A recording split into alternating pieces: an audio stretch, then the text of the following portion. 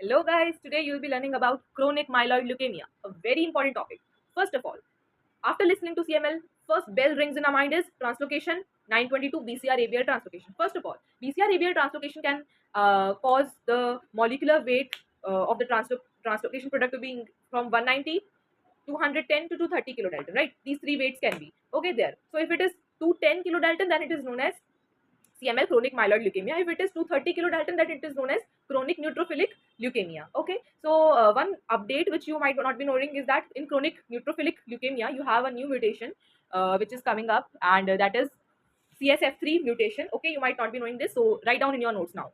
Second point, now talking about CML. CML has the BCR-ABL translocation, which is affecting the hematopoietic stem cells. Okay, there's a hematopoietic stem cells. It gives rise to myeloid lineage. It gives rise to lymphoid lineage. So all the cells will be affected, right?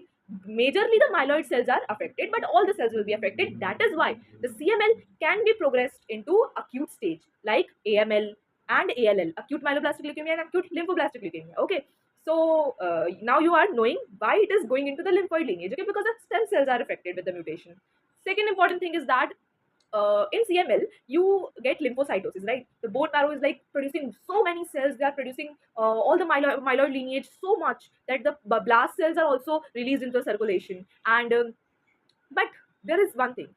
This lymphocytosis can also occur to allergic reaction, can also occur in pregnancy states. That's why how will you differentiate that whether it is due to CML, which is actually like problematic, or it is a natural physiologic response of the body. So for that, you need to do the NAP score, neutrophil alkaline phosphatase score. Now, what is actually the NAP score? So basically what happens is neutrophils, a normal neutrophil will be having alkaline phosphatase in it. So if the body's physiological response is leading to the leukocytosis, that means the neutrophils will be having the normal alkaline phosphatase and that will also be increasing. But if it is due to CML, then the neutrophils which are forming or the leukocytes which are forming, they will be abnormal, and that is why the alkaline phosphatase level decreases. Now, apart from this all, just go to a different zone and now think about if the NAP score is increased, what are the differential diagnoses that must be coming into your mind? So there will be two differential diagnoses. First is CML and the second can be PNH, paroxysmal nocturnal hemoglobinuria. Now, why in PNH the NAP score is decreased?